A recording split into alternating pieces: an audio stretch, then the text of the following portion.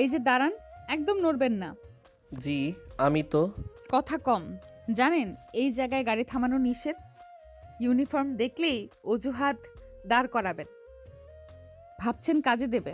Madam 2 মিনিটের জন্যই। Madam না, অফিসার আরিশা। আর 2 মিনিট 5 মিনিট আইনের কাছে সময় হিসাব চলে না। এত রাগ করার কি আছে? আমি তো কাউকে। শব্দটা শেষ করবেন না। আপনি কাউকে ধাক্কা না দিলেও নিয়ম ভেঙেছেন, সেটাই যথেষ্ট। ঠিক আছে, ভুল হয়েছে। ভুল হলে শাস্তিও হবে। লাইসেন্স কাগজপত্র বের করেন এক্ষুনি। এই নিন। আপনার মতো মানুষও ভাবে নিয়ম শুধু বইয়ের পাতায়, রাস্তায় নামলেই সব ছাড়। আপনি সবসময় এমন করা থাকেন নাকি?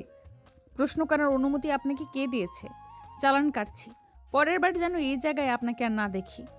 একদিন হয়তো আবার দেখা হবে। হুমকি দিলে পরিস্থিতি আরও খারাপ হবে। চলে যান এক্ষুনি। চালানের কাগজটা হাতে নিয়ে ঈশান যখন ঘুরে দাঁড়াতে যায়, ঠিক তখনই হঠাৎ থেমে যায়। চোখে মুখে কোনো ভয় নেই, বরং অদ্ভুত এক আত্মবিশ্বাস। যেন এই রাগী পুলিশ অফিসারের সামনে দাঁড়িয়ে সে কোনো অপরাধী না, বরং কোনো অসমাপ্ত গল্পের নায়ক। ঈশান হালকা হাসি দিয়ে বলে, আমাদের তো বারবার দেখা হবে ম্যাডাম, আপনি চাইলেও আটকাতে পারবেন না। কথাটা শোনা মাত্র আরিশা ঘুরে তাকায়। চোখ দুটো সরু হয়ে আসে, রাগে না বরং সন্দেহে। মানে কি বলতে চান? এমন করে রহস্য করছেন কেন? আরিশার কণ্ঠ এবার আগের চেয়েও ঠান্ডা। এই ঠান্ডার মধ্যেই সবচেয়ে বেশি ভয় লুকিয়ে থাকে, সেটা ঈশান ভালোই বুঝতে পারে। তবু সে পিছিয়ে যায় না। ঈশান এক পা সামনে এগিয়ে আসে, গলার স্বর নিচু করে। রহস্য না ম্যাডাম, শুধু এটুকু বলছি, আবার দেখা হবে। আপনি কি আমাকে হুমকি দিচ্ছেন, নাকি পুলিশের সাথে ফান করার সাহস দেখাচ্ছেন? না হুমকি, না ফান। কিছু সম্পর্ক কাগজে শুরু হয় না, সামনে এসে দাঁড়ায়। এই কথায় আরিশার ভ্রু কুঁচকে যায়।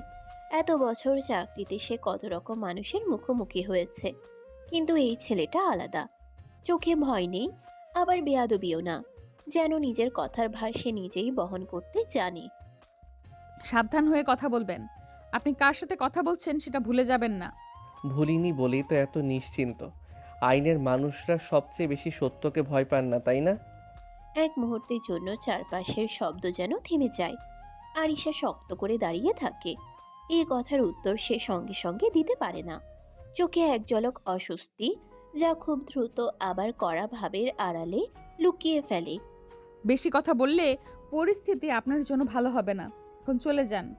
যাচ্ছি, কিন্তু মনে রাখবেন এই শহরটা ছোট, আর কাকতালীয়গুলো খুবই জেদি। ঈশান ধীরে ধীরে হেঁটে চলে যায়, পেছনে আর একবারও তাকায় না। আরিশা কিছুক্ষণ সেখানেই দাঁড়িয়ে থাকে।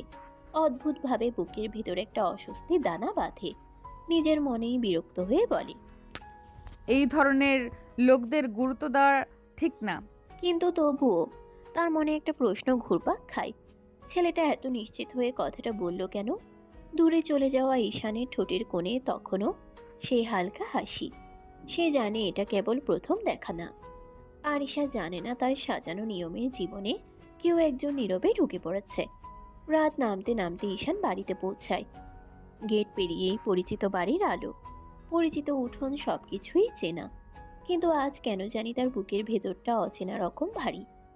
মাথার ভেতর বারবার ভেসে উঠছে একজোড়া করা চোখ, ঠান্ডা গলা আর রহস্যময় কিছু কথা। ভেতরে ঢুকতেই রান্নাঘর থেকে মায়ের ডাক ভেসে আসে, ঈশান এসেছিস? হাত মুখ ধুয়ে আয়, খেতে বস। মায়ের কণ্ঠে সেই চিরচেনা মমতা। অন্যদিন হলে ঈশান দৌড়ে যেত, কিন্তু আজ পা যেন এগোয় না। ঈশান ধীরে বলে, পরে খাইমা, এখন ভালো লাগছে না। ভালো লাগছে না মানে শরীর খারাপ নাকি? না মা, শরীর ঠিকই আছে, মাথাটা একটু ভার লাগছে। মা ছেলের মুখের দিকে ভালো করে তাকায়। ছেলের চোখে আজ সেই চঞ্চলতা নেই, কোথায় যেন ডুবে আছে। অফিসে কিছু হয়েছে নাকি? কারোর সাথে ঝামেলা? তেমন কিছু না মা, এমনি। এই এমনি কথাটার আড়ালে কত কিছু লুকানো, সেটা ঈশান নিজেও ঠিক বুঝতে পারছে না। মায়ের প্রশ্ন এড়াতে সে ব্যাগটা কাঁধে তোলে। আমি একটু উপরে যাচ্ছি মা, ঘুমালে ঠিক হয়ে যাবে। ঠিক আছে, তোর জন্য খাবার রেখে দিচ্ছি, খিদে লাগলে খেয়ে নিস। ঈশান কোনো উত্তর দেয় না। সিঁড়ি ভেঙে ধীরে ধীরে উপরে উঠে যায়। প্রতিটা ধাপে যেন তার মাথার ভেতরের ভাবনাগুলো ভারী হয়ে ওঠে। রুমে ঢুকে দরজাটা বন্ধ করতেই সে বিছানায় বসে পড়ে। চোখ বন্ধ করলেও শান্তি আসে না। আরিশার কণ্ঠ কানে বাজে। শব্দটা শেষ করবেন না, চলে যান। ঈশান নিজের ঠোঁটের অজান্তেই এক চিলতে হাসি টেনে নেয়। নিজের মনে মনে বলে, অদ্ভুত মেয়ে, এত কড়া, এত রাগী, অথচ কেন জানি মনে হচ্ছে এই গল্পটা এখানেই শেষ না। বিছানায় শুয়ে ছাদের দিকে তাকিয়ে থাকে সে। বাইরে কোথাও দূরে গাড়ির শব্দ, শহরের কোলাহল, সব মিলিয়ে রাতটা ধীরে ধীরে গভীর হয়। আর নিচে রান্নাঘরে মা থালায় ভাত ঢালতে ঢালতে একবার দীর্ঘশ্বাস ফেলে। মায়ের মন বলে, ছেলেটার চোখে আজ অন্যরকম কিছু আছে। এই রাতে দুজন মানুষ আলাদা জায়গায় দাঁড়িয়ে, আলাদা ভাবনায় ডুবে। একজন জানে না সে কার জীবনে ঢুকে পড়েছে, আর আরেকজন বুঝতে শুরু করেছে তার নিয়মের জীবনে কেউ একজন নীরবে নড়াচড়া শুরু করেছে। সকালের রোদটা আজ একটু বেশি তীক্ষ্ণ। ব্যাগ কাঁধে নিয়ে ঈশান ভার্সিটির গেট বেরোয়। চারপাশে পরিচিত কোলাহল, হাসি, আড্ডা, দৌড়ঝাঁপ। শুধু তার ভেতরটা অদ্ভুতভাবে চুপচাপ। মাথার ভিতর এখনো গতকালের কিছু কথা ঘুরে বেড়াচ্ছে।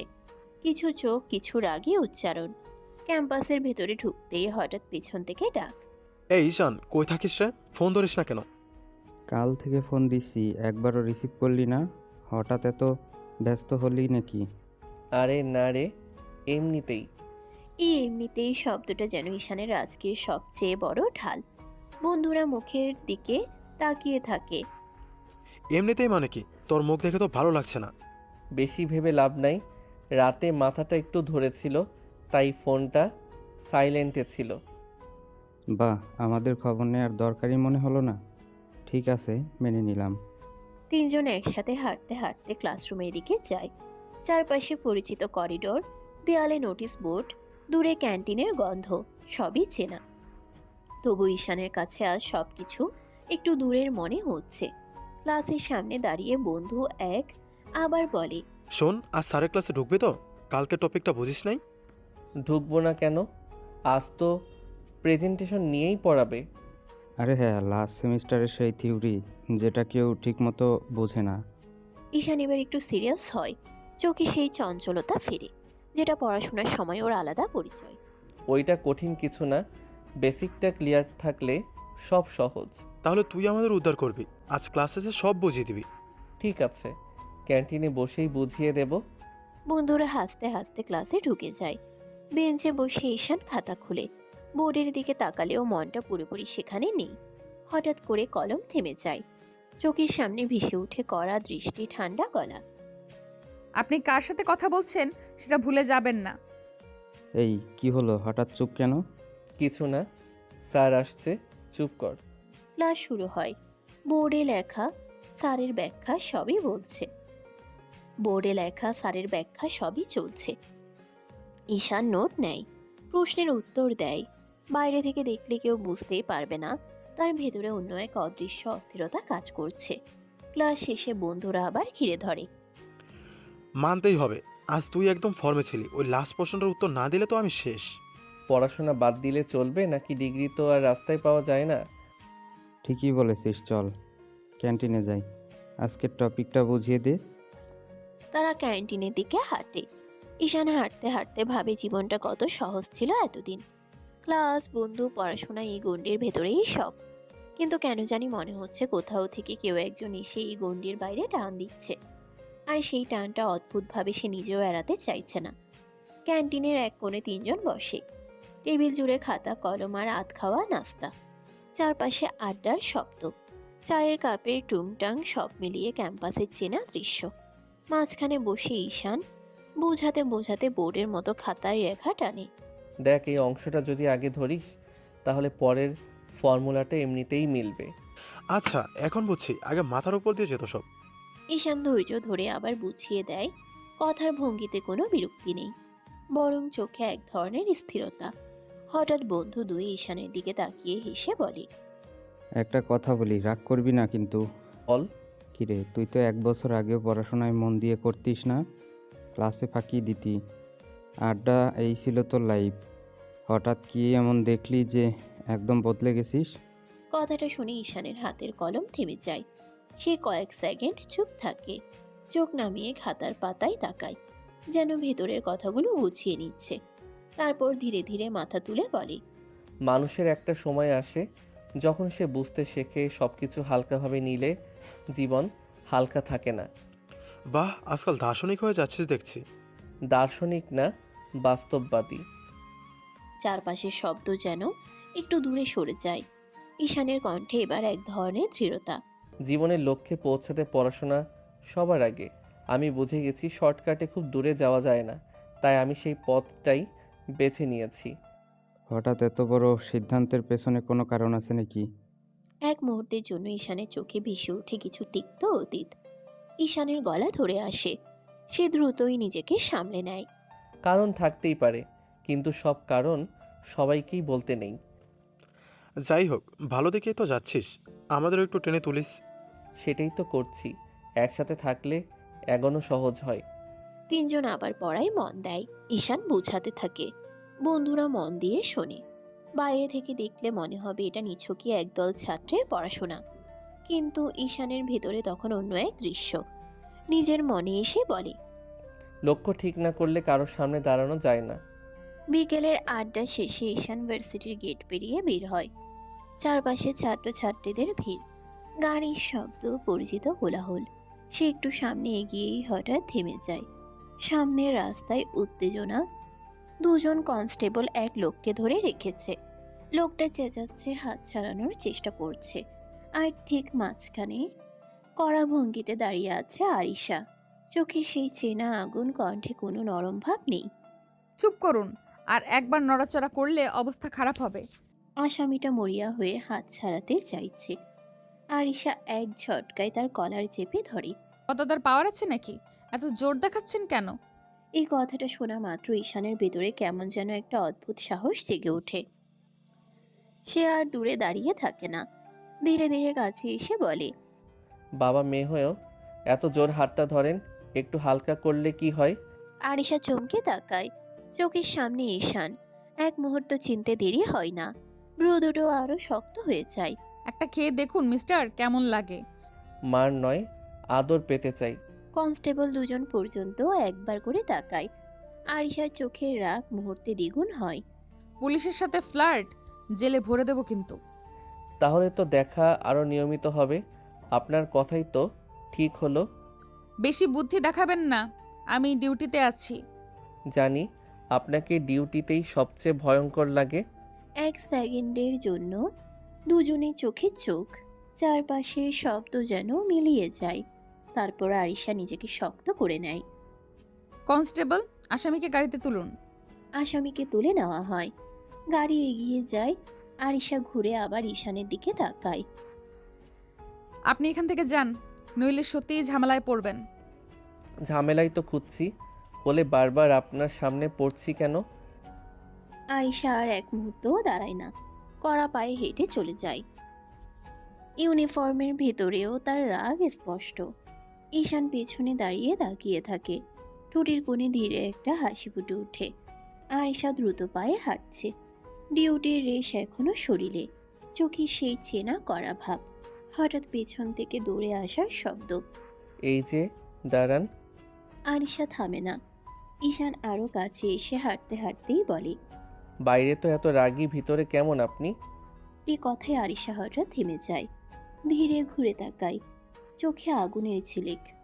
ভেতরে খাবার, আপনি নিয়ে কি করবেন? জানার ইচ্ছে আছে বলেই তো মানুষ বাইরে একরকম ভিতরে আরেক রকম হয়। আরিশা ঠোঁট চেপে ধরে। এই ছেলেটা সীমা বোঝে না, নাকি বুঝেও ভাঙছে তা সে ধরতে পারছে না। বেশি ব্যক্তিগত প্রশ্ন করছেন, এটা ভালো লক্ষণ না। আচ্ছা, ব্যক্তিগতই যদি বলি, স্বামীকে খুব আদর করেন? আপনাকে বলবো কেন? আপনি কে আমার? গলা উঁচু না, কিন্তু প্রতিটা শব্দ কাটার মতো ধার। আশপাশের দু একজন তাকিয়ে দেখে। ঈশান অবশ্য এক চুলও বিচলিত না। ঠিকই তো, আমি তো এখনো কেউ না, তবু জানার ইচ্ছে আছে। কোন সাহসে পুলিশ অফিসারের ব্যক্তিগত জীবন নিয়ে কথা বলেন? সাহস না, কৌতূহল। বাইরে এত কঠিন, ভিতরে কি একটু নরম না? এই প্রশ্নে আরিশা চুপ করে যায়। 1 সেকেন্ডের জন্য তার চোখে একটা অদ্ভুত ছায়া খেলে যায়। খুব দ্রুত আবার কড়া ভাব ফিরে আসে। আপনার কৌতূহল ভুল জায়গায় যাচ্ছে, এই রাস্তা ছেড়ে দিন। রাস্তা তো ছেড়ে দেব, কিন্তু প্রশ্নটা রেখে যাব। আর একবার এমন কথা বললে আইনের ভাষায় উত্তর দেব। সেটাও মেনে নেব, কিন্তু একদিন আপনি নিজেই উত্তর দেবেন। আরিশা আর কথা বাড়ায় না, সোজা সামনে হাঁটতে শুরু করে। পিছনে আর তাকায় না। ঈশান দাঁড়িয়ে থাকে। তার চোখে আজ আর দুষ্টুমি না, বরং এক ধরনের স্থির সিদ্ধান্ত। নিজের মনে বলে, বাইরে যতই কঠিন হোক, ভিতরে কিছু না থাকলে মানুষ এমন চোখে তাকায় না। বিকেল নামতে নামতেই ক্যাম্পাসের ক্যান্টিনে ঈশান বন্ধুদের সাথে বসে আড্ডা দিচ্ছে। টেবিল জুড়ে খাতা কলম আর কয়েকটা চায়ের কাপ। চারপাশে শিক্ষার্থীদের হট্টগোল, বাতাসে রোদ আর হালকা কোলাহল মিশে আছে। হঠাৎ দূরের রাস্তা দিয়ে দেখা যায় আরিশা ডিউটিতে এসেছে। সোজা পায়ে এগোচ্ছেন, চোখে আগুন, কাঁধে ইউনিফর্মের স্ট্র্যাপ ঠিকভাবে বাঁধা। ঈশান লক্ষ্য করলেও একদম পাত্তা দেয় না। ঠোঁটের কোণে হালকা হাসি টেনে শুধু বন্ধুর দিকে তাকিয়ে বলে, চলো গল্প করি, আজ ক্লাস কেমন গেল? ভাই, লেডি পুলিশ তো জোস। বাহ, ওর ডিউটি দেখে মনে হলো আমাদের মতো ছেলেরা ছোটখাটো। হাহা, জোস বলছিস? ঠিক আছে, মানছি। বন্ধুরা হেসে চায়ের কাপের দিকে তাকিয়ে ঈশান নিজের চোখে দেখে আরিশ একটু দূরে দাঁড়িয়ে চারপাশ নজর রাখছে। ভিতরে রাগ, বাহিরে কর্তৃত্ব। সেই মিলনই তার চোখে আজও অদ্ভুতভাবে আকর্ষণীয়। ভাই, ওর চোখে আগুন, বডি ল্যাঙ্গুয়েজ সব মিলিয়ে ফাটাফাটি। তুই বলতি না এই শহরে সব পুলিশ এত রাগী হয়? সবাই না, কিছু মানুষ আছে যারা ইউনিফর্মের ভেতরেও আগুন লুকিয়ে রাখে। আরিশা এবার পাশের টেবিলের দিকে তাকায়, চুপচাপ। ঈশান চোখ ফেরায় না। কিছুক্ষণ তারা একে অপরকে মাত্র নজরে ধরেই যায়। ভাই দেখেছিস, ও হেঁটে চলে গেল। এই শহরের সব লেডি পুলিশও যদি এমন হয়। হ্যাঁ, কিন্তু দেখো, কিছু মানুষ শুধু পেশাই কঠিন, ভিতরে অন্য কেউ থাকতে পারে, সেটা খুঁজে বের করতে হয়। বন্ধুরা কিছু বলতে পারল না। আরিশা চলে গেলেও তার উপস্থিতি পুরো ক্যান্টিনে একটা অদ্ভুত ছাপ রেখে গেল। ঈশান আবার চায়ের কাপ হাতে নিয়ে ধীরে হাসে। নিজেই মনে মনে বলে, রাগী ম্যাডাম, তুমি যতই বাইরে কঠোর হও, কি আমি একদিন দেখতে চাই। ক্যান্টিনের বিকেলটা ধীরে ধীরে গড়িয়ে যায়। বন্ধুরা আড্ডায় ব্যস্ত, কিন্তু ঈশানের মন সবসময় সেখানে। আরিশার চোখ, তার আগুন, তার শক্তি। রাত নামে। ঈশানের বাড়িতে ডাইনিং টেবিল সাজানো, হালকা আলো, ধোঁয়া ওঠা ভাতের গন্ধ আর ভাজে ডাল, সব মিলিয়ে পরিচিত পারিবারিক দৃশ্য। ঈশান খাবারের পাত্র হাতে টেবিলের দিকে বসে। মা একটু হাসি দিয়ে সালাদ সাজাচ্ছেন। বাবা নীরব বসে, চোখে কাগজ, হালকা ধূমপানের ছাপ। খাবার শুরু হতেই বাবা হালকা কণ্ঠে প্রশ্ন তোলেন, পড়াশোনা কেমন চলছে? ভালো বাবা। বাবার চোখে সন্তুষ্টির ছাপ। তবে সে জানে শুধু পড়াশোনা যথেষ্ট নয়। বাবা একটু কড়া ভঙ্গিতে যোগ করেন, এবার দায়িত্ব নিতে শেখো, কয়দিন পরে বউ ঘরে আসবে। ঈশানের ভেতরে এক অদ্ভুত উত্তেজনা জেগে ওঠে। বাবা শুধু ভবিষ্যতের জন্য আগ্রহী, কিন্তু ঈশান জানে এই দায়িত্ব মানে শুধু পড়াশোনা বা কাজ নয়, একটা নতুন জীবন। সব করব বাবা। হ্যাঁ ঈশান, কিন্তু মনে রেখো, দায়িত্ব মানে শুধু কঠিন কাজ নয়, ভালোবেসেও শিখতে হয়। এটা মানুষকে বুঝতে হবে, সময় দিতে হবে। হ্যাঁ মা, মনে রাখবো। মায়ের কথায় ঈশানের চোখে অদ্ভুত দৃঢ়তা ফুটে ওঠে। সে জানে ভবিষ্যতের প্রতিটা পদক্ষেপই এখন গুরুত্বপূর্ণ। পড়াশোনার দায়িত্ব, সম্পর্ক, সব মিলিয়ে সে নতুন এক অধ্যায়ের দিকে এগোচ্ছে। ঠিক আছে, খেয়ে নাও। পড়াশোনা সামলাতে হবে তো। সামলে নিব বাবা। রাতে খাবারের আড্ডা শেষ হয়। ঈশান নিজের ঘরে উঠে বসে। চোখ বন্ধ করেও ভাবনা থামে না। রাত গভীর, ঘরের আলো ম্লান, শুধু টেবিল ল্যাম্প চলছে। ঈশান বই খুলে কিছুক্ষণ পড়েছে, কিন্তু মন আর চোখ কোথাও ধরে না। হঠাৎ মোবাইল ফোনের স্ক্রিন জ্বলজ্বল করে। নামটা দেখে হালকা হাসি ফোটে তার ঠোঁটে। হ্যালো ভাই। ঈশান, কেমন আছিস? ঠিক আছি, তুমি কেমন? ভালো। জানিস জিশানের জন্মদিন কাল? হ্যাঁ, কি প্ল্যান করছিস? সারপ্রাইজ পার্টি দিব, তুই আসবি তো? সব আয়োজন আমরা আগে থেকেই ঠিক করেছি। ঈশানের চোখে আনন্দের ঝিলিক। দীর্ঘদিন বন্ধুরা মিলে হেসে খেলে গল্প করে, এমন মুহূর্তগুলোই সব থেকে মধুর। ভালোই হলো। ঠিক আছে, আমি আসছি। পারফেক্ট, সকলে অপেক্ষা করছে। খাবার, গান, সাজসজ্জা সব মিলিয়ে আমরা বানাবো দারুণ কিছু। জানি আমি সময় মতো চলে আসব। জানি আমি ঠিক সময় মতো চলে আসব। বন্ধুরা, হাসি, গান, আনন্দ, কিছুক্ষণের জন্য সব কঠিন চিন্তা দূরে সরিয়ে রাখার সব সময়। ঘড়ির কাঁটা এগোচ্ছে, রাতের নীরবতা ভাঙছে না। ঈশান বইটি বন্ধ করে নিজের বিছানায় শুয়ে থাকে। মনে বারবার বাজছে কাল জিসানের জন্মদিন, সারপ্রাইজ, বন্ধুত্ব, আনন্দ আর এক নতুন গল্প শুরু হতে যাচ্ছে। রাত গভীর, চাঁদ হালকা আলো ছড়িয়ে দিয়েছে মাঠের উপর। ঘাসে শিশির ঝরছে, বাতাসে ঘ্রাণ মিশেছে ফুলের এবং পুরীর। ঈশান এবং তার কয়েকজন বন্ধু ছোট্ট মাঠের মধ্যে এক কোণে বসে আছে। হাতে লাইট, ব্যাগে কেক, সজ্জার জন্য রঙিন ব্যানার, সব প্রস্তুত। ঠিক আছে সবাই, সব ঠিকঠাক আছে তো? হ্যাঁ ভাই, সব ঠিক। জিসান কখন আসবে সেটা তো আমরা টাইমিং ঠিক করেছি। আর আমিও খুশি হচ্ছি ওর মুখ দেখার জন্য। আজকের সারপ্রাইজে ওর রিয়াকশন প্রাইসলেস হবে। ঈশান ধীরে ধীরে ঘুরে চারপাশ দেখে। মাঠটা শান্ত, শুধু এই রাতের কোলাহল আর দূরে কিছু কাটার মতো গাছের ছায়া। এই শান্তি যেন আরো আগ্রহ বাড়াচ্ছে। ঠিক আছে, সবাই চুপচাপ থাকো। চোখ বেঁধে আমরা সরাসরি পার্টি দিব। চোখ বেঁধে? ও, কেমন মজা হবে! ঠিক তাই। ওর সামনে বসে হঠাৎ সব খুলে দেব। দেখবে কিভাবে সব আয়োজন করেছি। মুহূর্তে সবাই প্রস্তুত। ব্যানার টাঙানো, লাইট জ্বালানো, কেক টেবিলে সাজানো। ঈশানের চোখে ছোট্ট হাসি। চারপাশের অন্ধকার যেন উজ্জ্বল হয়ে উঠছে এক নতুন আনন্দের জন্য। দূরে জিসানকে দেখে ওরা গিয়ে চোখ বেঁধে দিল। জিসান ধীরে ধীরে হাসে। সে কোনো কিছু বুঝতে পারছে না। ঈশানের বন্ধুরা তাকে ধরে নিয়ে মাঠের ঠিক মাঝখানে বসায়। কোথায় আনলি রে? কি হলো ভাই? চুপ, চোখ বেঁধে রেখো, আরেক সেকেন্ড ধৈর্য ধরো। মুহূর্তটি উত্তেজনায় ভরে যায়। সব বন্ধু নিজ নিজ অবস্থান নিলে ঈশানের কণ্ঠ নরম কিন্তু ধৈর্যপূর্ণ। এবার চোখ খুলো। জিসান চোখ খুলে। চোখের সামনে সব সাজানো ব্যানার, লাইট জ্বলছে, কেক সাজানো, বন্ধুরা হাসছে। মুখে চমকের এক মিশ্র রিয়াকশন, হাসি, বিস্ময়, আনন্দ। বাহ, এটা কি হলো?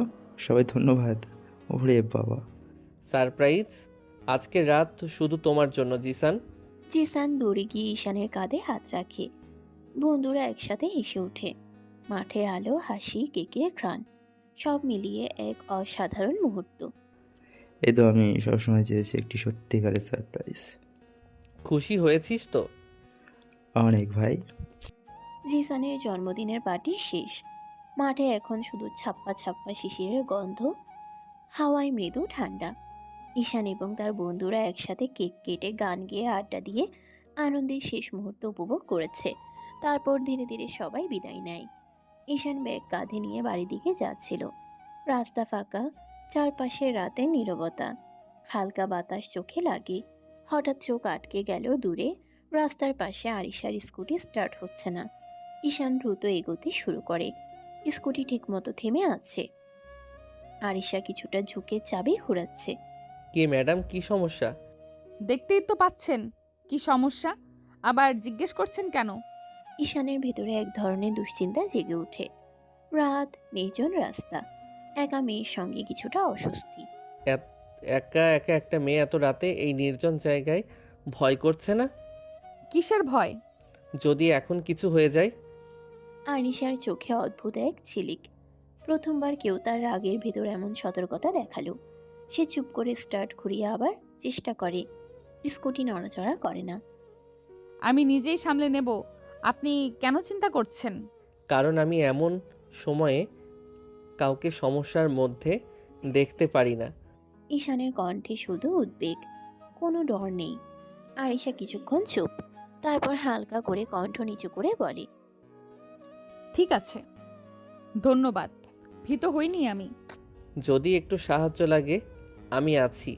রাতে নির্জন রাস্তা, বাতাসে শিশিরের ঠান্ডা ছোঁয়া, চারপাশে শুধু অন্ধকার, হালকা বাতাসের শব্দ। ঈশান স্কুটি পাশে রেখে আরিশার দিকে ধীরে এগিয়ে আসে। ঈশান হালকা হাসি দিয়ে কানের কাছে ফিসফিস করে বলে, দুজন এই নির্জন জায়গায় কেমন ফিল হচ্ছে ম্যাডাম? দূরে সরুন। ঈশান চোখের কৌতূহল আর চোখের কোণে ছোট্ট এক বাঁকা ঈশানের চোখে কৌতূহল আর চোখের কোণে ছোট্ট এক বাঁকা হাসি। সে হঠাৎ করে আরিশার হাত ধরে ধীরে কাছে টানে। ঈশান হালকা হাসি দিয়ে গলায় মুখ ডুবিয়ে বলে, আপনি তো সাহসী, তাহলে কাঁপছেন কেন? ঈশান সীমার বাইরে যাওয়ার চেষ্টা করলে চুপ করে ফিল করুন ম্যাম। সীমা বজায় রাখুন। ঈশান আর শুনল না। আরিশার ঠোঁটে ঠোঁট ডুবিয়ে কিস করতে লাগলো। বেশ কিছুক্ষণ পরে ঈশান ছেড়ে দিল আরিশাকে। আরিশা রেগে কিছু বলতে গিয়েও বলল না। আরিশা স্কুটি নিয়ে ধীরে ধীরে চলে যায়। ঈশান কিছুক্ষণ দাঁড়িয়ে থাকে। রাতের নীরবতার মধ্যে শুধু হৃদয়ে দ্রুততা অনুভব করে। আরিশা বাড়ি ফিরে আসে। রাত এখন পুরোপুরি নীরব। ঘরে হালকা আলো। আয়নার পাশে সে দাঁড়িয়ে। ভিতরে মনটা অচেনা উত্তেজনায় ভরা। রাগ আর দ্বন্দ্বের মিশ্রণ। আজ রাতে সেই নির্জন রাস্তায় ঈশানের সাহসী আচরণ আর আরিশার ভিতরের কৌতূহল সবই এখন একেবারে ভেসে ওঠে। আরিশা আয়নার সামনে দাঁড়িয়ে নিজেকে দেখছে। আর সেই মুহূর্তে চোখ বন্ধ করে মনে মনে সেই চুম্বনের স্পর্শটি পুনরায় অনুভব করে। আরিশা নিজের মনে হালকা শ্বাস ফেলতে ফেলতে বলে, পিচ্চি ছেলের এত সাহস আমাকে কিস করে। ঈশানের ঠোঁটের ছোঁয়া, হালকা মিষ্টি চুম্বন মুহূর্তটা তার ভেতর উষ্ণতা ছড়িয়ে দেয়। রাগী চোখ, শক্ত মন সব মিলিয়ে ভেতরের অদ্ভুত নরমতা জাগে। ওকে দেখে নেব। যে সাহস দেখালো, আজ রাতে যা হলো তা শুধু একটা মুহূর্ত নয়, ভেতরে একটা নতুন অনুভূতি শুরু হয়েছে। পরের দিন সকালে আরিশার ঘরে আলো ঢুকছে, কিন্তু মনটা মোটেই শান্ত নয়। খাবারের টেবিল সাজানো, তবে আরিশার চোখে চিন্তার ছাপ। হঠাৎ বাবা মুখে কড়া ভাব নিয়ে প্রশ্ন তোলেন, তুমি কি ও বাড়ি যাবে না? কোন বাড়ি?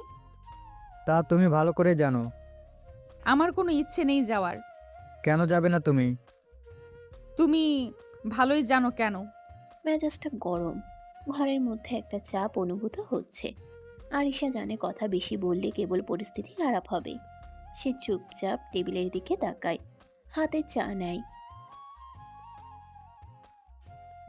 হ্যাঁ মা। খাবার শেষ করে আরিশা সোজা ডিউটির ইউনিফর্ম পরে বের হয়। বাবা মায়ের চোখে অদ্ভুত চিন্তা, আর আরিশার মনে এক ধরনের চরম দৃঢ়তা। সকালে ডিউটি শুরু হয়ে গেছে। আরিশা ইউনিফর্মে, পায়ে জুতা ঠিকমতো বাঁধা, চোখে আগুন, মনটা এখনো ভরা বাবার কথার খ্যাপা রাগ। সে নিজের ভিতরের উত্তেজনা সামলাতে চেষ্টা করছে, কিন্তু প্রতিটা পদক্ষেপে মনে হচ্ছে সেই কথাগুলো ফিরে ফিরে আসে। হঠাৎ পা মচকে যায়। আরিশা ভারসাম্য হারাতে বসে। মুহূর্তেই পাশ থেকে একটি শক্ত হাত তাকে ধরে ধরে রাখে। সাবধানে ম্যাডাম। আপনি এখানে কেন? এখান দিয়ে যাচ্ছিলাম। আমাকে ফলো করছেন? চাইলে করতে পারি। যে হর। কি বলছেন এইসব? না ম্যাডাম, আমি শুধু নিশ্চিত হতে চাচ্ছি আপনি ঠিক আছেন। ঠিক আছি। আপনি এক্ষুনি চলে যান। অন্য সময় ফলো করার সাহস দেখাবেন না। ঈশান একটু হেসে ধীরে দূরে সরে যায়। আরিশা আবার নিজের ভিতরের উত্তেজনা সামলাতে থাকে। ঈশান একটু দূরে গিয়ে দাঁড়ায়। চোখে সেই দুষ্টু ঝিলিক, ঠোঁটের কোণে বাঁকা হাসি। হঠাৎ আকাশের দিকে আঙ্গুল ছুঁয়ে আরিশার দিকে একটা ফ্লাইং কিস ছুড়ে দেয়। আরিশার রক্তচাপ যেন এক লাফে বেড়ে যায়। চোখ লাল, কণ্ঠ কঠিন। আর 1 সেকেন্ডও দাঁড়ালে জেলে ভরে দেব, বুঝলেন? জেলে? তাহলে মনের জেলেই ভরেন ম্যাডাম। বাইরে থাকলে তো আপনাকে দেখে অপরাধ করে ফেলি। বেশি চালাকির চেষ্টা করবেন না। আমি পুলিশ, মজা করছি না।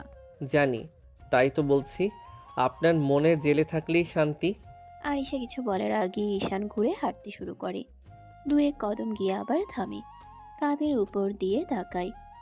ম্যাডাম রাগ করলে আপনাকে আরও হট লাগে। আপনাকে একদিন সত্যি সত্যি হাত করা পরাবো।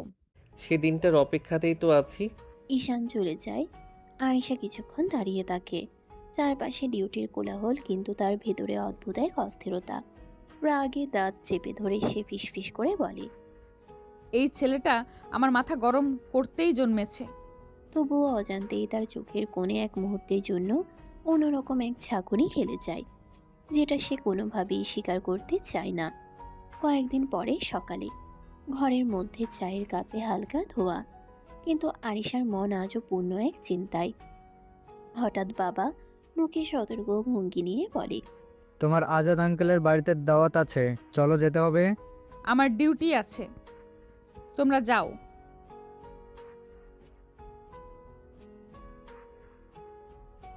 পড়ে যাব, তোমরা যাও, আমি ডিউটিতে থাকবো। বাবা মা একে অপরের দিকে চেয়ে দেখেন। কিছুক্ষণ চুপচাপ থাকা, তারপর বাবা নিঃশ্বাস ফেলে হালকা মাথা নাড়ে।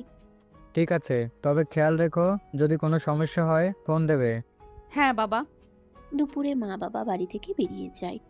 আরিশা তাদের পেছনে তাকায় না, ডিউটির ইউনিফর্ম ঠিক করে, হালকা নিঃশ্বাস ফেলে।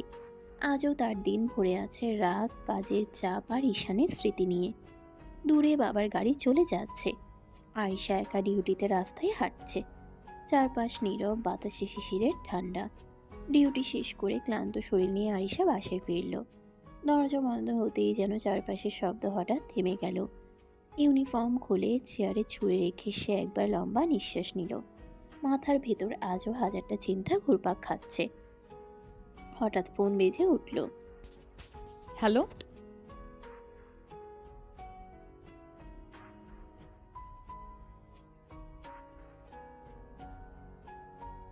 কেন পারবো না?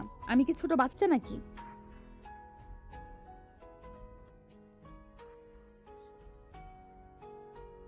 ঠিক আছে মা, তোমরা চিন্তা করো না, বাবাকে বলো ওষুধ ঠিক মতো খেতে। হ্যাঁ, রাখছি। ফোন কেটে যেতে ঘরটা আরো নীরব লাগলো। আরিশা একটু সময় দাঁড়িয়ে থাকলো, তারপর ধীরে ধীরে বাথরুমে ঢুকে পড়ল। ঠান্ডা পানির ছোঁয়ায় দিনের ক্লান্তি কিছুটা হলেও হালকা হলো। আয়নার সামনে দাঁড়িয়ে নিজের চোখের দিকে তাকিয়ে সে ফিসফিস করে বলল, সারাদিন অন্যদের সামলাই, নিজেকে সামলানো সবচেয়ে কঠিন। ফ্রেশ হয়ে বেরিয়ে চুলটা হালকা করে বেঁধে নিল। রান্নাঘরে ঢুকে চুলায় হাঁড়ি বসালো। খাবারের গন্ধে পেটটা হালকা কেঁপে উঠল। টেবিলে বসে চুপচাপ খেতে শুরু করলো সে। খেতে খেতেই হঠাৎ অজান্তে ঈশানের কথা মনে পড়ে গেল, তার সেই দুষ্ট হাসি, উস্কানি মাখা কথা। আরিশা কাটা থামিয়ে বিরক্ত স্বরে বলে উঠল, ধ্যাৎ, এই ছেলেটা মাথা থেকে যায় না কেন? নিজের উপরে রাগ করে আবার খাওয়া শুরু করলো। খাওয়া শেষ করে প্লেট সিঙ্কে রেখে লাইটটা নিভিয়ে দিল। ঘরের এক কোণে দাঁড়িয়ে জানালার বাইরে তাকালো। শহরের আলো, দূরের গাড়ির শব্দ, সব মিলিয়ে রাতটা অদ্ভুত রকম ভারী। ঘরের আলো নিভিয়ে বিছানায় শুয়ে পড়ে আরিশা। চোখ বন্ধ করলেও ঘুম আসে না। মাথার ভিতরে ঘুরতে থাকে একটাই কথা, চাকরি, দায়িত্ব, ইউনিফর্ম। নিজের ইচ্ছে, নিজের চাওয়াগুলো যেন ধীরে ধীরে কোথাও হারিয়ে যাচ্ছে। আরিশা হালকা দীর্ঘশ্বাস ফেলে উঠে বসে। সবকিছু কি শুধু ডিউটি আর দায়িত্বেই শেষ হয়ে যাবে? হঠাৎ সে আলমারির দিকে তাকায়। অনেকদিন না ছোঁয়া এক কোণে ভাঁজ করা একটা শাড়ি হাত বাড়িয়ে বের করে আনে। নরম কাপড়টা আঙ্গুলে ছুঁতেই মনটা অদ্ভুতভাবে নরম হয়ে আসে। কিছুক্ষণ পর শাড়ি পরে চুলটা হালকা করে ছেড়ে সামান্য কাজল আর লিপস্টিক, খুব বেশি সাজ নয়, তবু আয়নায় তাকিয়ে নিজেকে একটু অন্যরকম লাগে। আরিশা আয়নার সামনে দাঁড়িয়ে মৃদু হেসে বলে, বাবা, একদম বউ লাগছে। বউই তো। কে? দৃষ্টি গিয়ে আটকে যায় ব্যালকনির দিকে। আধো অন্ধকারে রেলিংয়ে হেলান দিয়ে দাঁড়িয়ে ঈশান, মুখে সেই চিরচেনা দুষ্ট হাসি। আপনি এখানে কেন? ইচ্ছে হলো। আপনার মাথা ঠিক আছে? এভাবে কারো বাসায় ঢোকা? দরজা দিয়ে না, মন দিয়ে ঢুকলে দোষ হয় না ম্যাডাম। বেশি কথা বলবেন না, এক্ষুনি বের হন, না হলে জেলে ভরবেন। আজ কিন্তু ইউনিফর্ম নেই, আজ আপনি শুধু আরিশা। আরিশা কিছুক্ষণ চুপ করে থাকে। নিজের সাজানো প্রতিবিম্ব, সামনে দাঁড়ানো এই বেপরোয়া ছেলেটা, সব মিলিয়ে মুহূর্তটা অস্বস্তিকর, তবু অদ্ভুতভাবে থামিয়ে দেয় সময়। এই বাড়ি ছেড়ে যান ঈশান। আপনি যখন হাসেন, এই রাগী পুলিশ আপুটা থাকে না, তখন আপনি শুধু ভীষণ সুন্দর। চলে যান, আমি বাড়িতে একা, কেউ দেখলে খারাপ হবে। ঈশান এক মুহূর্ত থামে, তারপর ধীরে ধীরে ব্যালকনির ভেতর পা রাখে। দরজাটা আলতো করে বন্ধ করে দেয় তালা না দিয়ে, শুধু হাওয়ার শব্দ থামানোর জন্য। জানি কেউ নেই বলেই তো এসেছি। এভাবে কথা বলবেন না, এটা ঠিক না। ঠিক ভুল আপনি ভালো জানেন, আমি শুধু বলছি আজ আপনাকে আলাদা লাগছে। বেশি বাড়বেন না। ঠিক তখনই ঈশান থেমে যায়। কোনো জোর নয়, কোনো হঠাৎ ছোঁয়া নয়, শুধু চোখে চোখ রেখে নরম গলায় বলে, খুব সুন্দর লাগছে, এভাবে তো কখনো দেখা হয়নি। এসব কথা বলার অধিকার আপনার নেই। আমার না থাকলে আর কারো নেই। ঠিক আছে, আপনি না চাইলে কিছুই হবে না, কিন্তু একটা কথা বলবই, আমি পিছু ছাড়বো না। আপনাকে নয়, আপনার রাগের আড়ালে লুকানো এই আরিশাটাকে জানার চেষ্টা করব। আরিশা কিছু বলতে পারে না। রাগ, অস্বস্তি আর অজানা অনুভূতি একসাথে গলা বেঁধে ধরে। ঈশান দরজার দিকে ঘুরে দাঁড়ায়। সে বেরিয়ে যায়। দরজা বন্ধ হয়। ঘরে নীরবতা ফিরে আসে। আরিশা দেয়ালে হেলান দিয়ে দাঁড়ায়। হৃদস্পন্দন এখনো স্বাভাবিক হয়নি। নিজেকে শক্ত করে বলে, এই মানুষটা আমার নিয়ম ভাঙতে চায়। কিন্তু আয়নায় নিজের চোখে সে আরেকটা সত্যও দেখে। এই গল্প থেকে সরে যাওয়া আগের মতো সহজ হবে না। পরের দিন বিকেলের দিকে দরজার শব্দে আরিশা ঘর থেকে বেরিয়ে আসে। মা বাবা ফিরেছে। তাদের মুখে ক্লান্তির ছাপ, তবু চোখে মেয়েকে দেখার শান্তি। ভয়? আমি পুলিশ, ভয় কেন পাবো? তবুও বলছি, ওই শহরটা এখন আর আগের মতো নেই। একাই ছিলি, মনটা খচখচ করছিল। দরজা লাগানো ছিল, আশেপাশে কেউ ছিল না। ডিউটির পর ঘুমিয়েছি, সব ঠিক ছিল। হ্যাঁ মা, রান্না করা ছিল, গরম করে খেয়েছি। এই তো আমার মেয়ে নিজের খেয়াল নিজেই রাখতে পারে। আরিশা চুপ করে থাকে। কথাগুলো ঠিকই, তবু ভেতরে কোথাও একটা ঢেউ নড়ে ওঠে গত রাতের অপ্রত্যাশিত মুহূর্ত, নিজের অস্বস্তি আর সেই অদ্ভুত স্পন্দন। একটু পরে বের হব, আগে চা বানাই। রান্নাঘরে ঢুকতে ঢুকতে আরিশা এক মুহূর্ত থামে। জানালার কাছে নিজের প্রতিচ্ছবি দেখে। শক্ত মুখ, নিয়ন্ত্রিত চোখ, সব আগের মতোই। তবু ভেতরে সে জানে সব আগের মতো নেই। বাইরে দায়িত্বের পোশাক, ভেতরে জমে থাকা প্রশ্ন। আরিশার দিন আবার শুরু হয়, কিন্তু গত রাতের ছায়া আজও তার পিছু ছাড়ে না। থানার ভেতর সকালটা ব্যস্ত। ফোনের রিং, কাগজের শব্দ, ডিউটি অফিসারের হাঁক ডাক, সব মিলিয়ে চেনা কোলাহল। আরিশা নিজের চেয়ারে বসে ফাইল উল্টাচ্ছে, তবু চোখের সামনে শব্দগুলো ভেসে উঠছে। মনটা কোথাও আটকে আছে। কলমটা হঠাৎ থেমে যায়। আরিশা চেয়ারের পেছনে হেলান দেয়, চোখ দুটো কিছুক্ষণ বন্ধ করে। ঈশান, কাল এত কাছে আসলে কেন? তার ভ্রু কুঁচকে যায়। ঈশানের মুখটা চোখের সামনে ভেসে ওঠে, নির্ভীক দৃষ্টি, অদ্ভুত আত্মবিশ্বাস। আগে তো এমন করতো না, হাসি ঠাট্টা করতো ঠিকই, কিন্তু সীমা জানতো। তাহলে কাল হঠাৎ কেন? কেন ওইভাবে কথা বলল? কেন এতটা নিশ্চিত ছিল? আরিশা নিজের উপরই বিরক্ত হয়। একজন পুলিশ অফিসার হয়ে এসব ভাবা তার পছন্দ নয়। সে নিজেকে শক্ত করার চেষ্টা করে। না, আমি ভুল ভাবছি। হয়তো ওর স্বভাবটাই এমন, বেপরোয়া, বাড়াবাড়ি করা। যদি শুধু দুষ্টুমি হতো, তাহলে চোখে ওই জিদটা কেন ছিল? একজন কনস্টেবল ফাইল দিতে এলে আরিশা দ্রুত স্বাভাবিক হয়ে যায়। ফাইলটা রেখে যান। কনস্টেবল চলে গেলে আবার নীরবতা।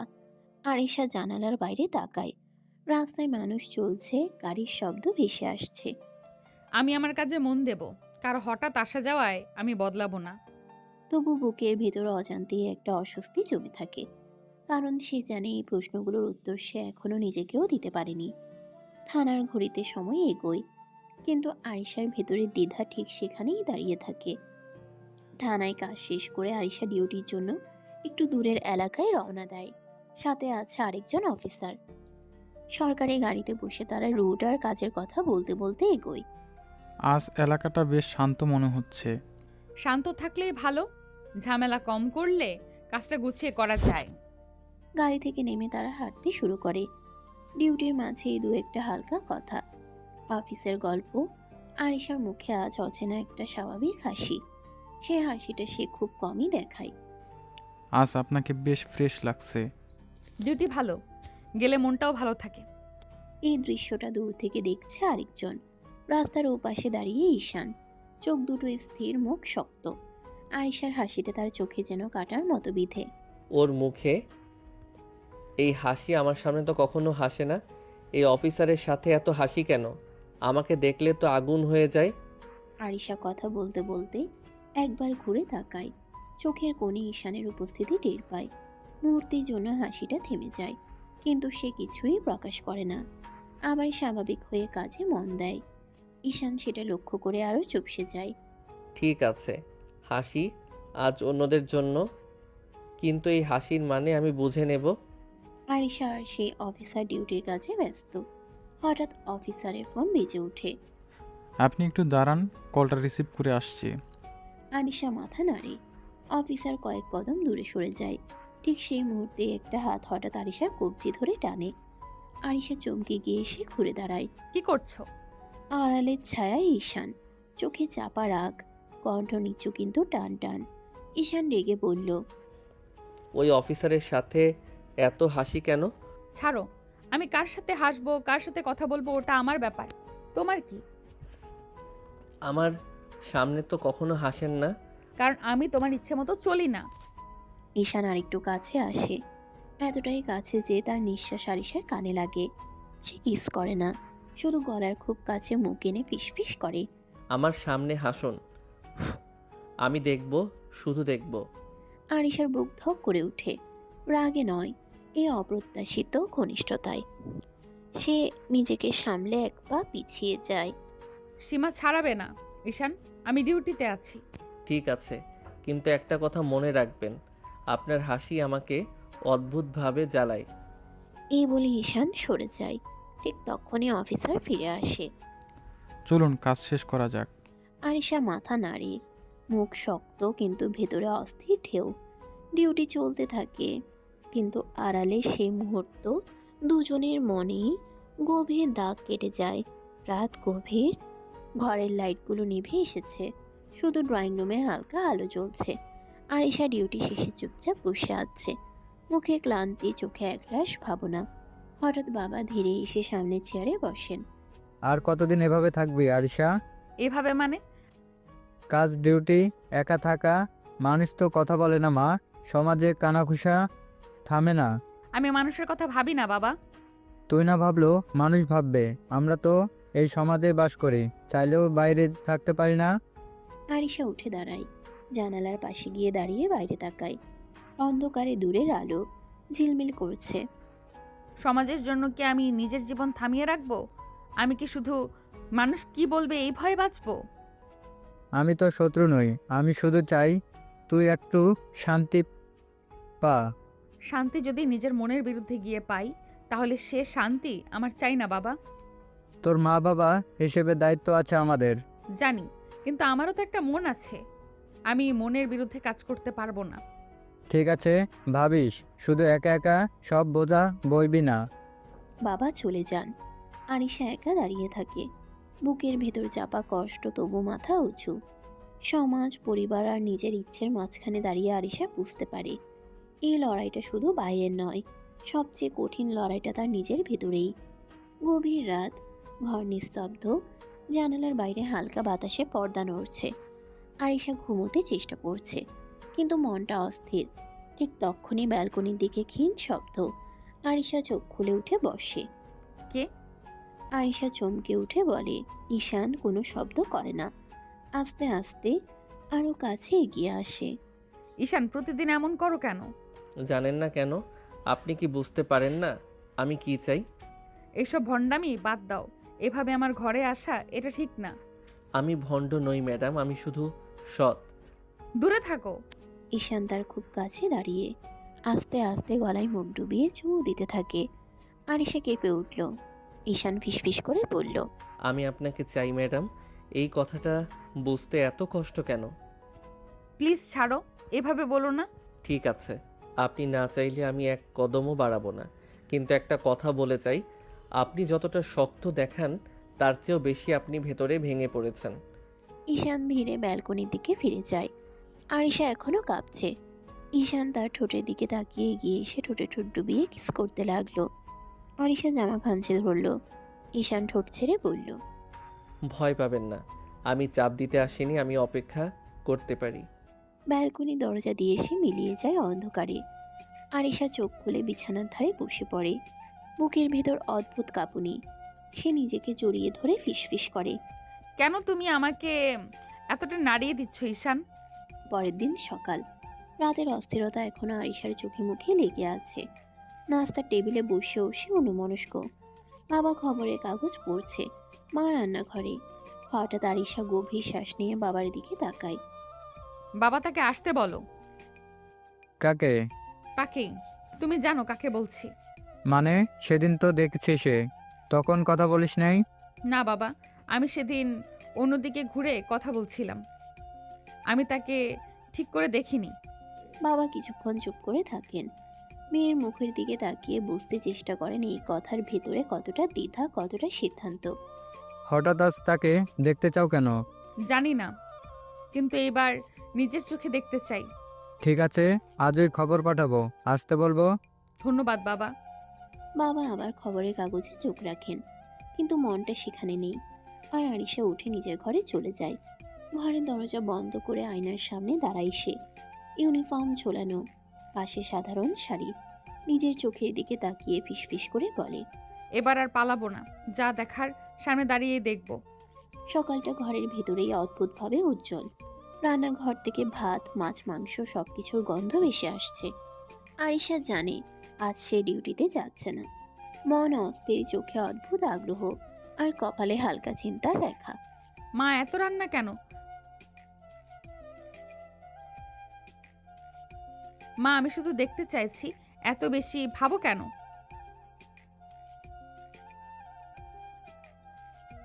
আরিশা কিছুক্ষণ চুপ করে থাকে। রান্নার গন্ধ, মায়ের কথা, সব মিলিয়ে মন যেন উষ্ণ হয়ে যায়। মা কি ঠিক বলছে? আমি কি সত্যিই আজ কিছুটা ভেঙে পড়বো? মা রান্না শেষ করে টেবিলে সাজাচ্ছেন। আরিশা পাশে দাঁড়িয়ে তাকায়, সবকিছু নিখুঁত। হঠাৎ মনে হয় এই স্নেহের মাঝে যে নিরাপত্তা আছে। রান্নাঘরের টেবিলে পাশে মা আরিশার দিকে ঘুরে তাকিয়ে বলেন, মা, এইসব পড়তে পারবো না।